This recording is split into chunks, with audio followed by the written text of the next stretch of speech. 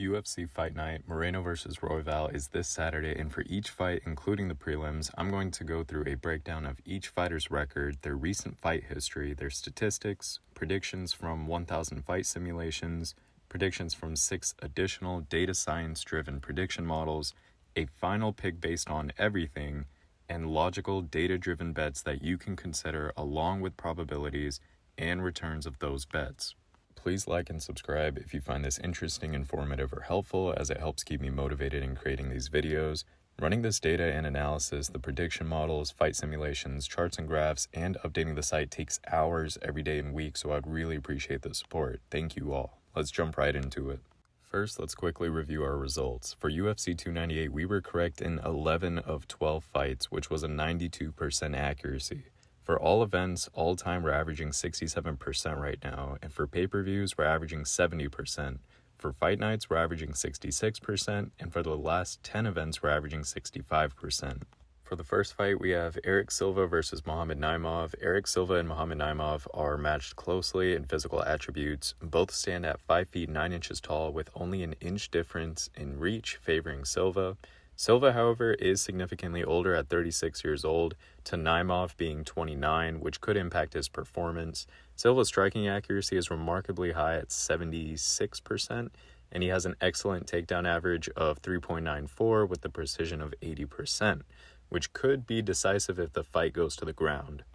Naimov, on the other hand, delivers more significant strikes per minute at 3.37 with a decent accuracy of 55%. His takedown game is less impressive with an average of 1.5 and an accuracy of 29%.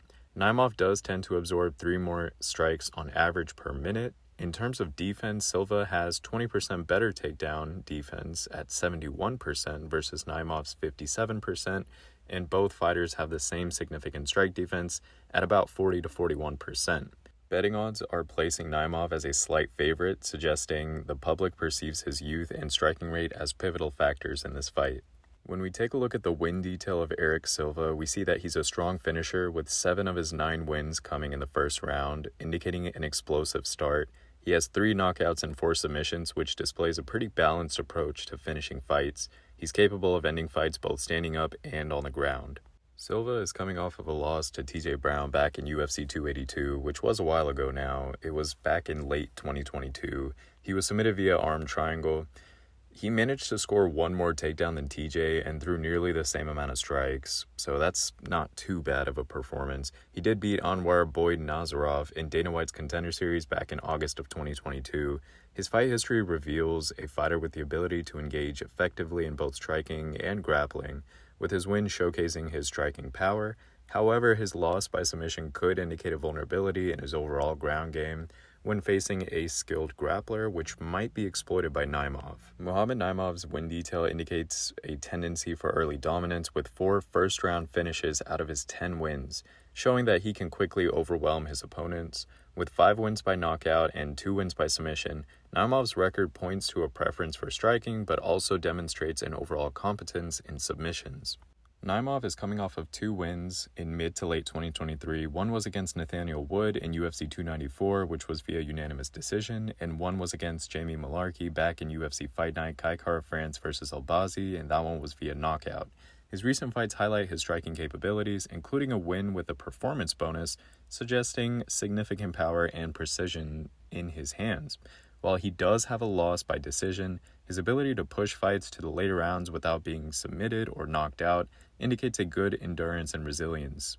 When I put both of these fighters through a 1,000 fight simulation that I coded, the simulations heavily favor Naimov with a 75% win probability over Silva, suggesting that when all variables are considered, Naimov is likely to be the superior fighter in most scenarios. When I put these 2 fighters through my other prediction models, here were the results. I've also included what the odds are predicting. So the red bars represent Silva and the black bars represent Naimov, and they provide a pretty consistent result. Majority of the models predicted Naimov as the likely winner. However, the gradient boosting model individually predicted Erik Silva will actually win. So once we have all of these predictions, we must combine them to get a one final prediction. And so when you combine all of these different prediction model results, the calculation finalizes to Naimov winning with a 68% probability of beating Erik Silva. I think the likely method of victory here will be via knockout, considering Naimov's higher rate of knockouts, and I also think that Silva's age could factor into his chin durability, and the fight simulation results also support this. So the analysis that considered Naimov's win are taking into account his striking power, his history of early finishes, and his ability to endure, all of which could lead to a decisive victory over Silva. All right, in the next fight, we have Victor Altamirano versus Felipe dos Santos. In analyzing the physical and statistical attributes of Victor Altamirano and Felipe dos Santos, we can draw some interesting conclusions about this upcoming fight. Altamirano stands at 5 feet 8 inches tall with a reach of 70 inches, weighing 124 pounds and fighting with a switch stance. Dos Santos is slightly shorter at 5 feet 7 inches tall with the same reach and a weight of 125 pounds, fighting with an orthodox stance. Altamirano's stance versatility may afford him unpredictable angles, which could counter Dos Santos's orthodox stance. Statistically, Altamirano boasts a higher significant strike accuracy at 67% compared to Dos Santos's 33%, suggesting he could dominate in striking precision. However, Dos Santos has a higher significant strikes per minute rate at 6.6, indicating a more aggressive approach that could overwhelm Altamirano's defenses. Neither fighter has a strong record in takedowns or submissions, which could result in a fight largely contested on the feet. Dos Santos does tend to absorb 3.5 more strikes per minute compared to Altamirano, and Altamirano has a better significant strike defense. The betting odds with Dos Santos at a significant underdog position reflect a public perception favoring Altamirano's chances due to his superior striking accuracy and experience. Victor Altamirano's win detail indicates a fighter with balanced capabilities. With 12 victories, 2 by knockout and 4 by submission, it shows he's proficient both standing and on the ground, able to finish fights in multiple ways. Notably, he has managed to secure half of his wins in the first round, demonstrating his ability to quickly assess and capitalize on his opponent's weaknesses. Altamirano is coming off of a loss against Tim Elliott, which was back in UFC Fight Night, Kai Kara-France versus Albazi in mid-2023. He had 2 victories before that fight. One was via unanimous decision and one was via knockout. His recent fight history reveals he's a fighter who is resilient and capable of making adjustments mid-fight. His victories, especially the knockout over Daniel Lacerda, display his striking power. The losses, particularly against Carlos Hernandez and Tim Elliott, where he was outstruck, suggest potential vulnerabilities in his defense against high-volume strikers, which could be crucial in his upcoming fight against Dos Santos. Felipe Dos Santos's win detail suggests he's a formidable opponent with a tendency for quick finishes, reflected in his 3 first-round finishes out of his 7 wins. With 2 knockouts and 3 submissions, he's shown versatility in his finishing ability. His records indicate a fighter who is dangerous early in the fight and can win both on his feet and on the ground. Felipe Dos Santos's fight history is kind of limited, but it is telling. The loss to Manel Kape by unanimous decision after absorbing more strikes shows potential issues with striking defense. He is, however, capable of throwing high volume, which is good. Even though he lost, though, he looked really good in this fight, and he brought the fight to Manel Kape. The 1,000 fight simulations give Felipe Dos Santos a 55% chance of winning over Victor Altamirano's 45%. This suggests a slight advantage for Dos Santos when all variables are aggregated, although the margin is kinda narrow, implying that the fight can be closely contested. The prediction model results show an interesting spread. The red bars represent Altamirano and the black bars represent Dos Santos. Majority of the prediction models are leaning towards Altamirano, except for the 1,000 fight simulations. The odds are also going against the prediction models and pointing towards Dos Santos. It's interesting because when you weigh the models together, they're pointing to a 75% probability of Altamirano winning, but I think this is going to be one of those rare scenarios where I'm personally going against the prediction models in my pick. I'm going to choose Dos Santos to win, and I'm giving Felipe Dos Santos a 59% probability of beating Victor Altamirano. I think the likely method of victory will be via decision, given that both fighters have demonstrated the ability to engage in prolonged striking battles, and Dos Santos' higher strike rate may give him the edge on the judges' scorecards.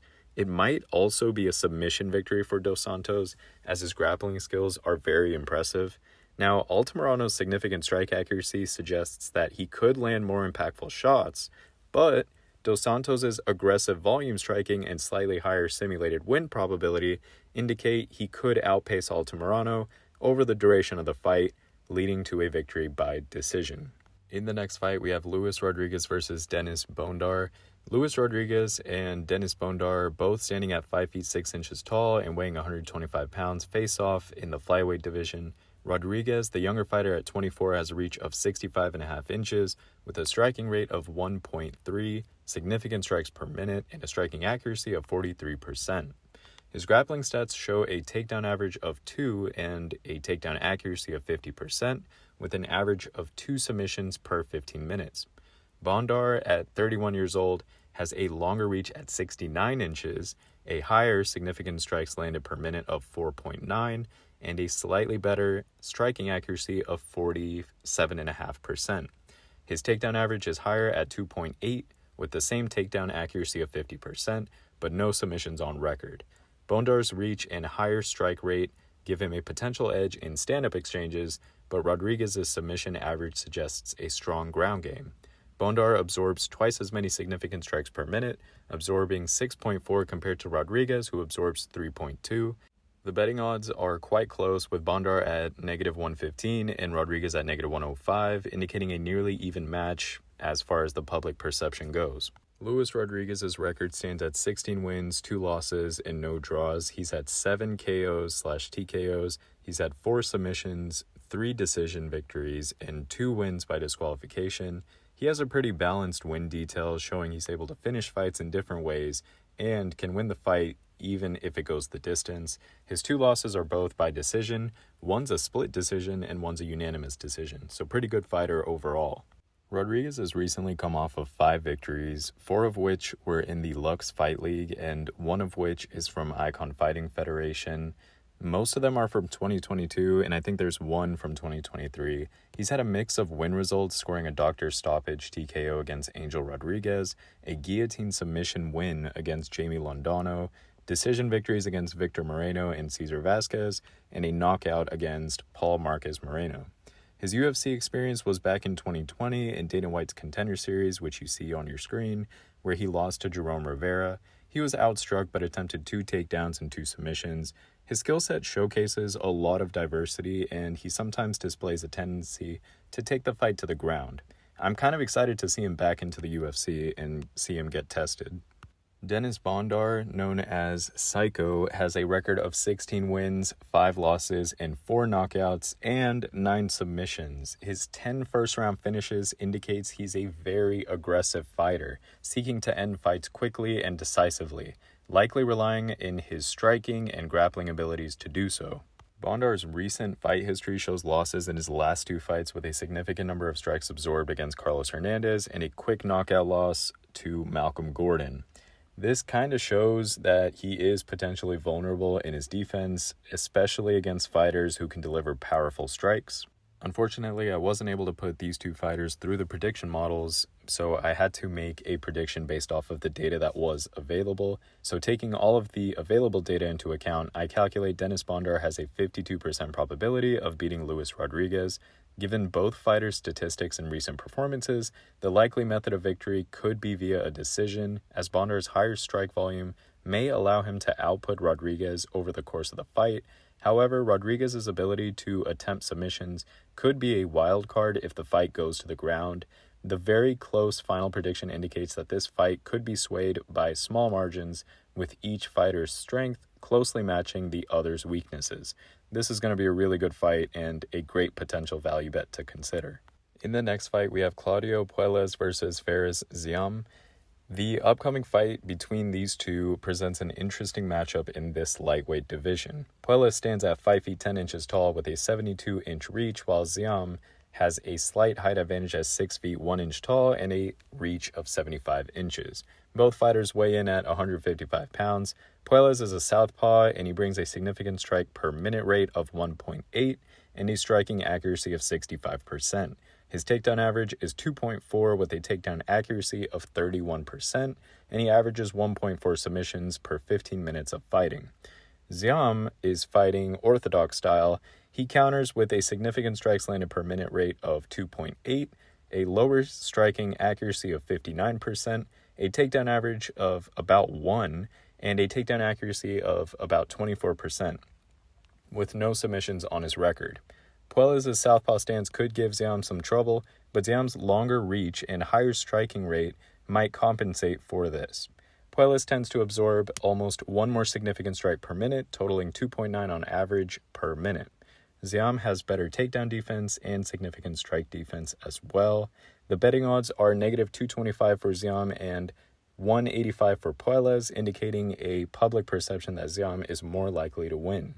Claudio Puelles is known as the Prince of Peru. He has a record of 13 wins, 3 losses, and no draws. He's demonstrated a propensity for grappling with 7 wins by submission and 3 first-round finishes. This indicates that Puelles is a formidable opponent on the ground and has the ability to end fights early, primarily through his submission skills.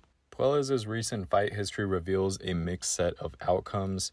He's coming off of a loss to Dan Hooker by KO TKO, suggesting a potential vulnerability to striking. However, his wins by submission against Clay Guida and Chris Gretzimacher highlight his ground game proficiency. Notably, his ability to finish fights via submission in different rounds shows his overall versatility and his good stamina. Standing on the opposite side of the octagon, we will have Fares Ziam, who's known as the Smile Killer, and he has a record of 14 wins, only 4 losses, no draws, and 5 wins by knockout and 4 by submission, indicating a balanced finishing ability both standing and on the ground. His 5 first-round finishes suggest that he also is aggressive, and he looks to conclude fights quickly. Ziam's fight history shows a tendency to win by decision, with recent victories over Jay Herbert and Michael Figlak by unanimous decision. His loss to Terrence McKinney by submission may point to a potential gap in his ground defense, which could be a critical factor against a submission specialist like Puelles. The 1,000 fight analysis, which takes into account both fighters' skills, strategy, and past performances, favor Fares Ziam with a 73% win rate over Claudio Puelles. When we take a look at all of the other prediction model results, Ziam is unanimously favored, which shows that the data science prediction models all agree in consensus that he will be the likely winner. Taking into all of those prediction model results combined, I calculate that Fares Ziam has a 67% probability of beating Claudio Puelles. The likely method of victory here will be via decision, considering Ziam's recent history of wins by unanimous decision, his striking volume, and his ability to maintain performance over the distance. While Puelles could leverage his submission skills, Ziam's striking and endurance are likely to prevail here, leading to a strategic fight where he outpoints Puelles over the rounds. In the next fight, we have Edgar Chairez versus Daniel Lacerda. This fight is actually a redo of these two guys' first fight, where referee Chris Tognani had made a crucial mistake thinking that Lacerda had gone unconscious inside a standing anaconda choke attempt. However, this was actually Lacerda just relaxing inside the submission in order to defend it, and the anaconda choke wasn't completely locked in, not to mention it's extremely difficult to execute while standing. Chairez has a height of 5 feet 7 inches tall, a reach of 71 inches, and he exhibits a significant strike rate of 2.6 per minute and a striking accuracy of 52%. Lacerda is slightly shorter at 5 feet 6 inches tall with a 70-inch reach. He outshines Chairez with a significant strike rate of 4.16 per minute and a striking accuracy of 52%. While Chairez lacks takedown attempts, Lacerda has a takedown average of 1.9 with an accuracy of about 43%, and he has a submission average of 1.3. Their stances could be an interesting factor. Chairez's orthodox against Lacerda's switch stance could present unique offensive and defensive dynamics. Lacerda absorbs twice as many significant strikes per minute, absorbing 8.7. Chairez has better significant strike defense at 41% compared to Lacerda's 34%. The betting odds heavily favor Chairez at negative 370, signaling a strong public confidence in his chances of winning. Chairez's win detail shows a balanced finishing ability with 4 knockouts and 6 submissions among his 10 wins, indicating versatility. He also has a tendency to finish fights quickly, with 7 first-round finishes, suggesting he's an effective early fight threat. In Chairez's recent fight history, despite losses to Tatsuro Taira and Clayton Carpenter by unanimous decisions, he shows resilience and the ability to withstand fights to the end. However, these losses could indicate a potential vulnerability to fighters who can outmaneuver him strategically over the distance of a fight. Daniel Lacerda's win detail indicates a slight preference for submissions over knockouts, with 6 of his 11 wins coming via submission. His impressive 10 first-round finishes demonstrate his ability to start fights aggressively as well and look for those early conclusions, posing a significant threat to any opponent if he starts out strong. Lacerda's fight history is a mixed bag with recent losses, but his ability to secure knockdowns, even in the fights that he's lost, speaks to his striking power. Notably, his recent loss to CJ Vergara by KO/TKO due to elbows shows that he can be overwhelmed by a high strike volume. The 1,000 fight simulations amongst these two fighters give Lacerda a clear advantage with a 74% win rate over Chairez's 26%, implying that when multiple fight factors are simulated, Lacerda's aggressive start and higher striking rate are likely to prevail. Looking at the prediction models, Lacerda is favored across the board, and the weighted model prediction gives him a 59% chance of defeating Chairez. The contrast between the odds predictions and the combined weighted model results shows a really good opportunity for a value bet. However, this is going to be another case where I'm going against the model for my personal pick. Given Chairez's confidence in knowing that he can threaten submissions and how their first fight went, I'm giving Edgar Chairez a 65% probability of defeating Daniel Lacerda. I think he'll be able to maintain control of the fight and secure a win via submission, and I don't think the data is able to pick up how that first fight went. In the next fight, we have Jesus Aguilar versus Matus Mendonca. Jesus Aguilar stands at 5 feet 4 inches tall and has a reach of 62 inches. At 27, he assumes an orthodox stance with a significant strike per minute rate of 1.69 and a striking accuracy of 57.5%. His takedown average is 2.72 with a takedown accuracy of 37.5%, and he averages 1.8 submissions per 15 minutes of fighting. Matus Mendonca, on the other hand, is taller at 5 feet 6 inches tall with a longer reach of 71.5 inches. 2 years younger than Aguilar, Mendonca has a higher significant strike landed per minute rate of 2, albeit with a lower striking accuracy of 55%. His takedown average is lower at 1.47, but with a significantly lesser takedown accuracy of 14.3%. Aguilar's shorter stature and reach may be a disadvantage in striking exchanges, but his higher takedown average and accuracy could indicate a strategic advantage if he can close the distance. Both fighters share an orthodox stance, which kind of negates the usual advantage gained when an orthodox faces a southpaw. Betting odds favor Mendonca at -140, suggesting he's the public favorite, possibly due to his reach advantage and higher significant strikes landed per minute. Aguilar has a professional record of 9 wins and 2 losses, with 1 win coming by knockout and 6 coming by submission, which highlights his grappling ability. With 3 first-round finishes, Aguilar demonstrates the ability to end fights early, which could be a key factor against a taller opponent where a prolonged stand-up battle may not be in his favor. Aguilar's recent fights show a mixed bag with both wins and a loss. He knocked out Shannon Ross at UFC 290, which showcased his striking power. However, a loss by submission from Tatsuro Taira at UFC Fight Night Lewis vs. Spivak indicates that he might be potentially vulnerable on the ground, which is kind of surprising given his stats. He did land a win with a guillotine choke in Dana White's Contender Series against Erison Ferreira, which highlights his grappling abilities.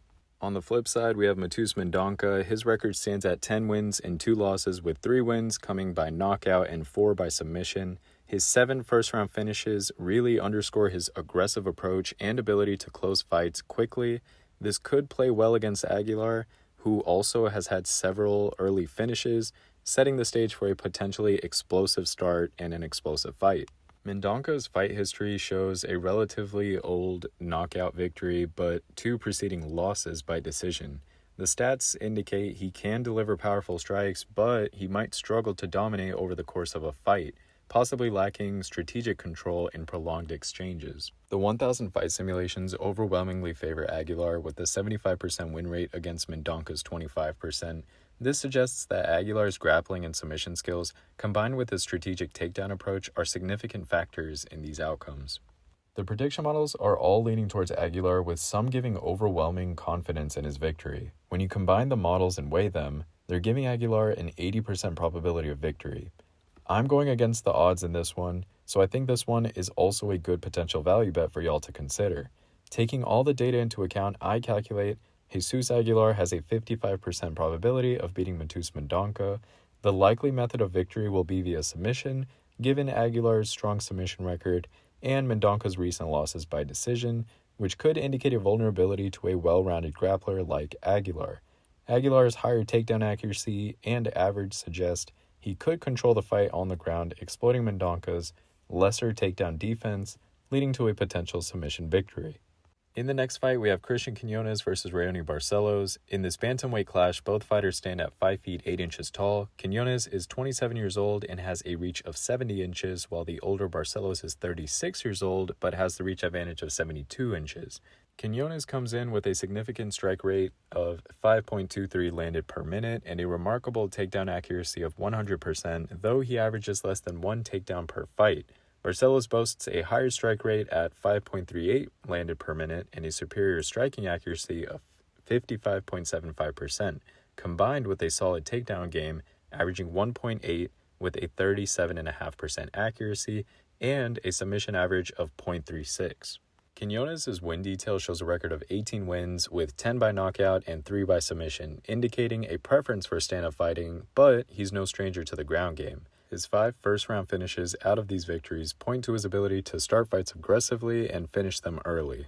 Quinones' recent fight history exhibits mixed results. He's had 2 relatively older victories, one via knockout and the other via unanimous decision. However, his loss to Kyung Ho Kang at UFC Fight Night Vettori vs. Cannonier by submission suggests potential vulnerabilities on the ground, which Barcelos could look to exploit. Barcelos' win detail shows 17 victories with a balanced finish of 8 knockouts and 2 submissions, displaying versatility in his approach to finishing fights. His 5 first-round finishes also demonstrate explosive early fight potential. Barcelos' recent fight history presents a challenging picture with losses to strong competition but a notable win over Trevin Jones by unanimous decision. This suggests that while he can be outstruck, his experience and well-rounded skill set make him a formidable opponent who can adapt and succeed over the distance. The 1,000 fight simulations give Barcelos a 72% chance of victory, a significant margin that likely factors in his striking accuracy and more experienced ground game.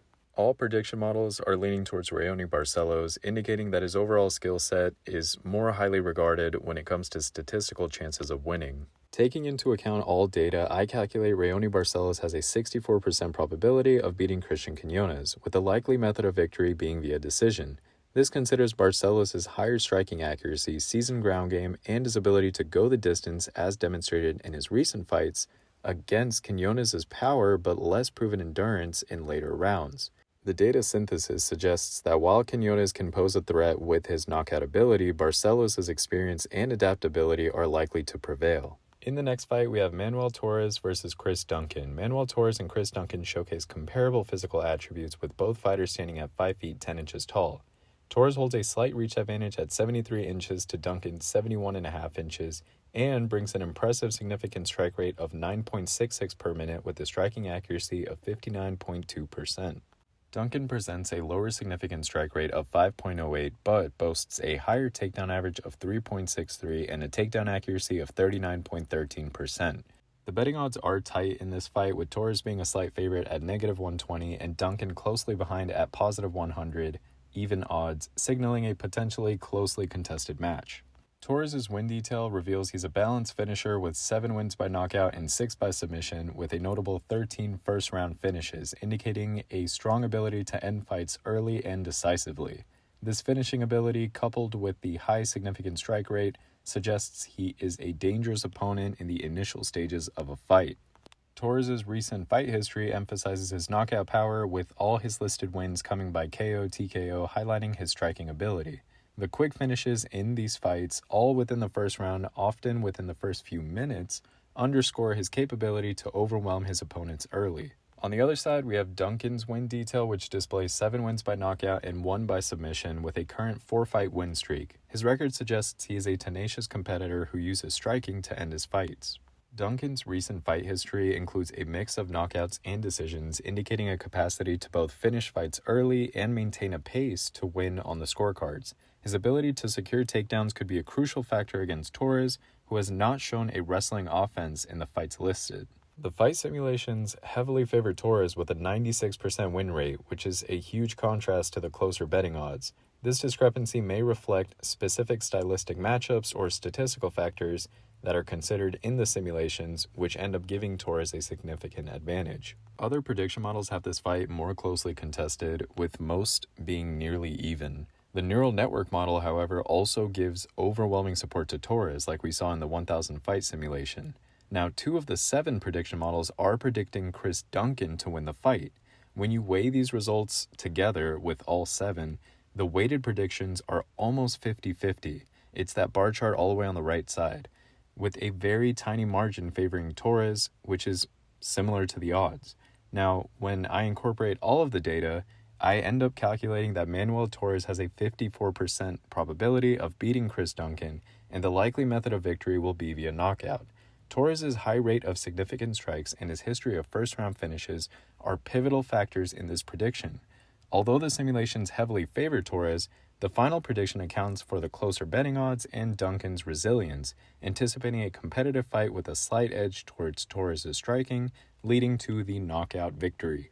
Forgive me if I mispronounce this next one, but in the next fight we have Yasmin Jauregui versus Sam Hughes. In this women's strawweight matchup, Yasmin stands 5 feet 3 inches tall with a 64-inch reach at 24 years old. Her statistical performance boasts a significant strike per minute rate of 6.26 with a striking accuracy of 45%.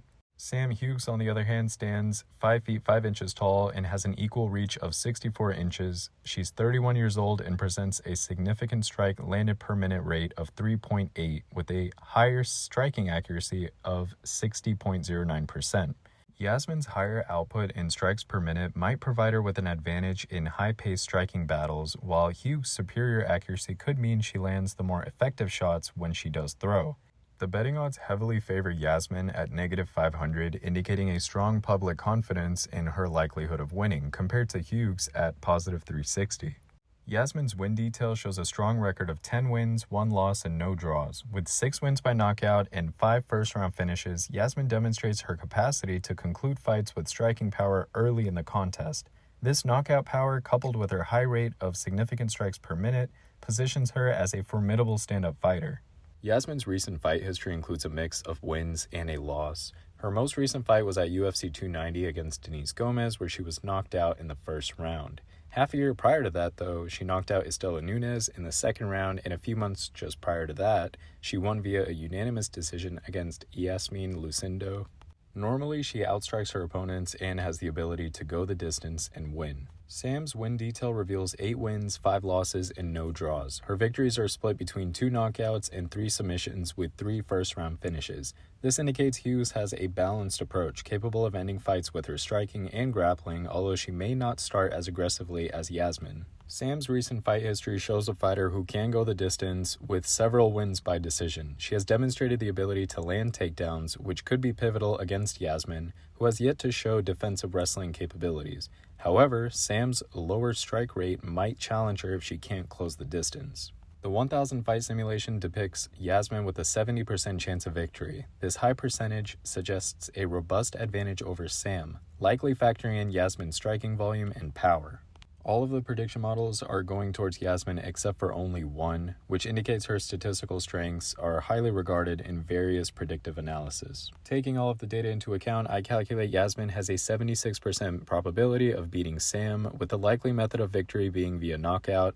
Yasmin's higher significant strike rate per minute, coupled with her impressive knockout record, suggests that while Sam may offer resistance, especially with her accuracy and grappling potential, Yasmin's striking ability is expected to be decisive in this encounter. In the next fight, we have Raul Rosas Jr. versus Ricky Turcios. This fight is a matchup of youth versus experience, and both fighters have a contrast in their fighting styles. Both fighters stand at 5 feet 9 inches tall, but Rosas Jr. possesses a notable reach advantage with 67 inches over Turcios' 71 inches. This could be critical in striking exchanges, allowing Turcios to potentially control the distance. Rosas Jr., only 19 years old, has a lower significant strike rate per minute of 1.28 compared to Turcios' 5.08, which indicates that Turcios is the more active striker. However, Rosas Jr.'s striking accuracy is higher at 58% versus Turcios' 50%. The takedown game may be where Rosas Jr. shines, with an average of 3.5 takedowns per 15 minutes at a 33% accuracy, compared to Turcios' 1 average and 25% accuracy. Submissions average also favors Rosas Jr. with 1.78 against Turcios' 0.25, suggesting Rosas Jr. may look to bring the fight to the ground. Rosas Jr.'s win detail shows a young career with a record of 8 wins and only 1 loss, where he has demonstrated a balanced approach to finishing fights with 2 wins by knockout and 5 by submission. His 6 first-round finishes indicate a preference for early aggression and quick finishes. Looking into his recent fight history, we see a mix of performance. His quick knockout win against Terrence Mitchell demonstrates his striking power. However, the loss to Christian Rodriguez by unanimous decision shows that he can be outperformed by a more experienced striker and wrestler. Turcios' win detail presents a record of 13 wins and only 3 losses, with a slight preference for knockouts, which he has 3 of, over submissions, which he only has 1 victory of. This suggests Turcios is comfortable in striking exchanges, but can also handle himself on the ground. Turcios' recent fight history is a testament to his resilience and ability to go the distance, with several wins by decision. His fight against Kevin Natividad shows a well-rounded skill set, being able to handle takedowns and keep the fight standing. The 1,000 fight simulations favor Rosas Jr. with a 63% chance of winning, indicating a good probability of his techniques and strategies prevailing over Turcios. The prediction model results are mixed, with some models favoring Turcios and some favoring Rosas. A majority of the models have this fight closely contested, but a couple of the models have large gaps in their predictions. When you weigh the results together, the weighted results give Turcios a 59% probability of defeating Rosas. However, this is likely due to the models not being able to pick up on the potential that Rosas brings, instead only judging him based on the available data in a few performances. And so because of that, I'm going to make a judgment call and go against the models here, and for my own pick, based on all of the data, including physical attributes, statistical performances, and fight history and potential, I'm going to give Raul Rosas Jr. a 62% probability of beating Ricky Turcios. The likely method of victory that I see happening here is a submission. Given Rosas Jr.'s higher submission average than Turcios' lower takedown defense, it seems logical that Rosas Jr. will leverage his grappling advantage. Although Turcios is more experienced and has a higher work rate in striking, Rosas Jr.'s precision and ground game could be the deciding factors in this fight. Next fight, we have Daniel Zellhuber versus Francisco Prado. Analyzing the physical attributes and statistical performances between Daniel Zellhuber and Francisco Prado, we have a compelling matchup. Zellhuber stands taller at 6 feet 1 inch tall, with a significant reach advantage of 77 inches compared to Prado being 5 feet 10 inches tall and having only a 69-inch reach. This difference could be extremely crucial in striking exchanges, allowing Zellhuber to hit from a distance and keep the fight at bay. Zellhuber also shows a higher significant strike per minute rate at 5.26 than Prado's 3.46, indicating a more active striking game. However, Prado has a better striking accuracy at 52.5% compared to Zellhuber's 40%, which might offset the reach advantage to some extent. Zellhuber's switch stance can create unpredictable angles and can be a tactical advantage against Prado's orthodox stance. Neither fighter seems to focus on wrestling as their primary strategy, with Zellhuber having a takedown average of 0.28 and Prado not recording any kind of takedown attempts. Zellhuber's takedown accuracy is 33.33%, suggesting he may have an opportunity to bring the fight to the ground if needed. Prado, however, has a higher submission average at 0.79, which indicates a grappling threat. The betting odds show Zellhuber as a considerable favorite at -265 and Prado as the underdog at 215, reflecting public perception that aligns with Zellhuber's advantages in reach and striking rate.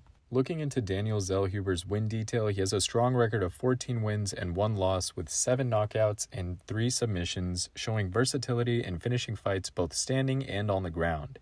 His 5 first-round finishes suggest that he can start aggressively and finish fights early. Zellhuber's recent fight history shows a pattern of victories mainly by decision, indicating his ability to outlast opponents over the distance of a fight. The win against Christos Giagos via submission shows his capability on the ground, while the majority decision wins point towards his striking efficiency and his cardio. Francisco Prado's win detail indicates a balanced finisher with 6 knockouts and 6 submissions out of 12 wins, suggesting he's equally comfortable fighting on the feet or on the ground. His 9 first-round finishes reflect a very aggressive approach that looks to conclude fights early.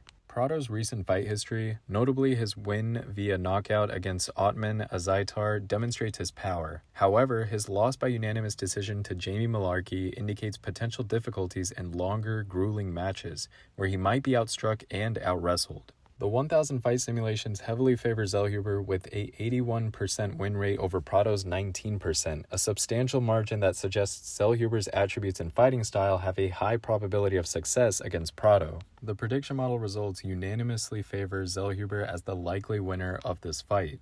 Considering all data including fight metrics, history, and predictive models, I calculate Daniel Zellhuber has a 67% probability of beating Francisco Prado. The likely method of victory will be via decision, considering Zellhuber's recent history of wins by decision. His cardio and ability to control the pace of the fight indicates that this will likely go the distance. His reach and active striking rate combined with Prado's struggle in longer fights suggest Zellhuber can outstrike Prado to that decision win. Prado's submission average indicates he is dangerous on the ground, but without a strong takedown game being shown, it may be difficult to bring Zellhuber into his world. In the next fight, we have our co-main event, Yair Rodriguez versus Brian Ortega. These two fighters are actually running it back after facing each other in July 2022 at the main event in UFC Long Island, where Ortega had suffered a shoulder injury just over 4 minutes into the first fight, which gave Rodriguez that TKO win. Yair Rodriguez stands at 5 feet 11 inches tall with a reach of 71 inches, and he is 31 years old. With an orthodox stance, he lands an average of 4.6 significant strikes per minute with a 52% accuracy, and his takedown average is 0.73 with a 28% accuracy. Brian Ortega is slightly shorter at 5 feet 8 inches tall with a 69-inch reach, and he's 32 years old. He fights with a switch stance, landing 4.19 significant strikes per minute at a 40% accuracy, and he has a takedown average of 0.95 with a 23.68% accuracy. Rodriguez has a reach and height advantage which might give him the upper hand in striking exchanges. Ortega's switch stance could provide him with versatile angles and the ability to switch tactics against Rodriguez's orthodox stance. The betting odds show Rodriguez as the favorite at -170, suggesting that the public perceives him to have the better chance of winning. Rodriguez's record stands at 16 wins, 4 losses, no draws. He has 6 knockouts and 4 submissions, highlighting a balanced approach between striking and grappling. Notably, he has 5 first-round finishes, indicating his capability to end fights early and decisively. Analyzing Rodriguez's recent fights, it is apparent that he has faced very high-caliber opponents. His loss to Alexander Volkanovski shows that while he can be outmatched in terms of volume, striking only 40 compared to 66, he still possesses the resilience to push into the later rounds. His win against Josh Emmett by submission and his ability to secure a first-round knockout against Brian Ortega demonstrates his versatility and his finishing power. Ortega holds a record of 15 wins, 3 losses, and no draws. With 3 knockouts and 7 submissions among his wins and 4 first-round finishes, Ortega showcases a strong inclination towards submissions and a capability to conclude fights early as well. Ortega's fighting history reveals a fighter who's comfortable both striking and grappling, as shown by his significant strikes and takedowns against Chan Sung Jung. However, his loss to Volkanovski and Holloway highlight a potential vulnerability to fighters who can outstrike him in volume and precision. The 1,000 fight simulations favor Yair Rodriguez with a 70% win probability. Such a dominant percentage suggests Rodriguez's attributes and skills have been consistently assessed as superior to Ortega's across various simulated scenarios. The other prediction models unanimously agree with this result and give Yair Rodriguez a weighted 69% probability of victory. Taking into account all the data, physical stats, fighting styles, historical performance, and prediction model results, I calculate Yair Rodriguez has a 62% probability of beating Brian Ortega. The likely method of victory will be via knockout, considering Rodriguez's significant strike rate, accuracy, and previous performance against Ortega. His ability to utilize his reach and striking capabilities, coupled with Ortega's vulnerability to volume striking, points towards a potential finish on the feet for Rodriguez.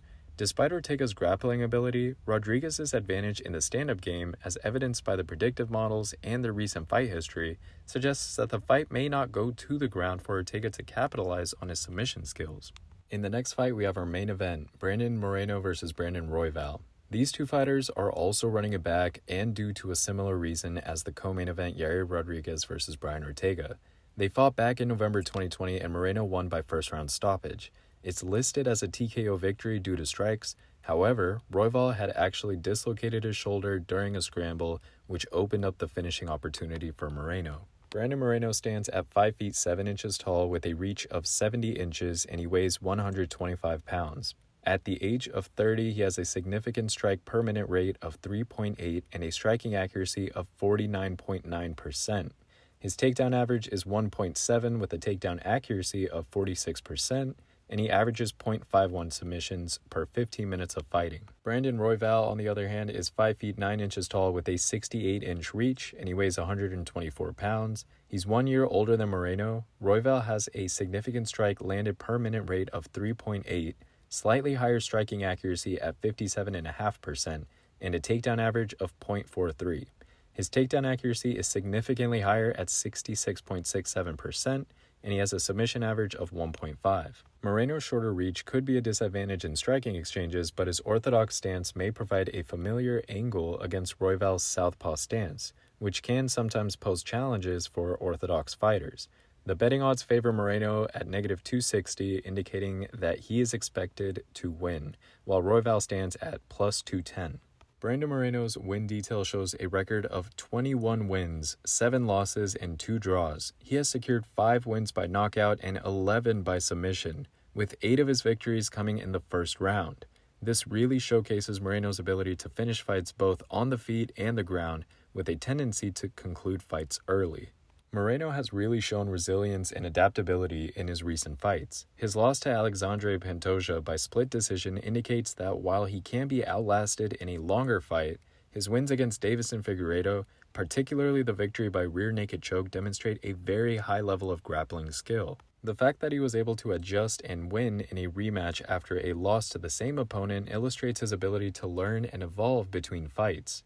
Moreno's ability to go the distance in fights is evident from the number of rounds he's fought, often pushing into the later rounds, which tests his endurance and his strategic fighting capability. Brandon Royval's win detail shows 15 wins, 7 losses, no draws, and he has 4 knockout wins and 9 submission wins, which indicates a strong preference for finishing fights via submission. He has an impressive 10 first-round finishes, suggesting he always starts fights aggressively and looks to end them quickly. Royval's recent fights underscore his aggressive style, with a notable win via knee strike and submissions signaling his proficiency in both striking and grappling. However, his loss to Alexandre Pantoja by unanimous decision shows that he may struggle to maintain control over the course of a fight.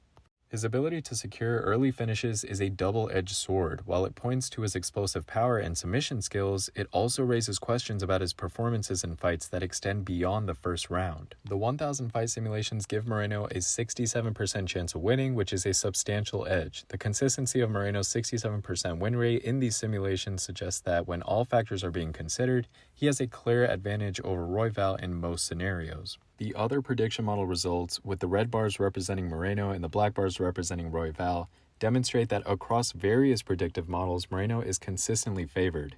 This uniformity is telling. Despite the different methodologies and aspects these models consider, the consensus is that Moreno has the statistical edge.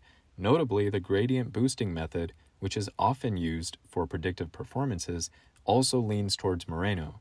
The 1,000 fight simulations, which represents a more complex and realistic set of simulations, confirms this trend as we discussed, giving a powerful indicator of Moreno's higher probability of success. Considering all of the data, including physical attributes, statistical performance, fight history, and predictive modeling, I calculate Brandon Moreno has a 65% probability of beating Brandon Royval. The likely method of victory will be via submission, taking into account Moreno's high submission average, Royval's tendency to be aggressive, which may lead to mistakes, and Moreno's past performance against similar opponents. This analysis suggests that while Royval will pose a challenge, especially with his higher striking accuracy and submission rate, Moreno's experience and statistical advantages, particularly in takedowns and ground control, could prove decisive. And that's it. Those are the fights we're getting this Saturday for UFC Fight Night. Here are some potential bets that I think might be worthwhile to consider based on the prediction model strengths and unanimous predictions, along with the odds, along with the final probability of victory that we went over at the end of each fight in this result column, and the returns for money lines based on these odds. I want to sincerely thank you all for watching. Please like and subscribe, as it will help keep me motivated in creating and improving these videos. Running this data and analysis and the prediction models, the charts, the graphs, it does take hours every day and week, so I would really appreciate the support, and I do appreciate all the support that you guys give me. See you all in the next one.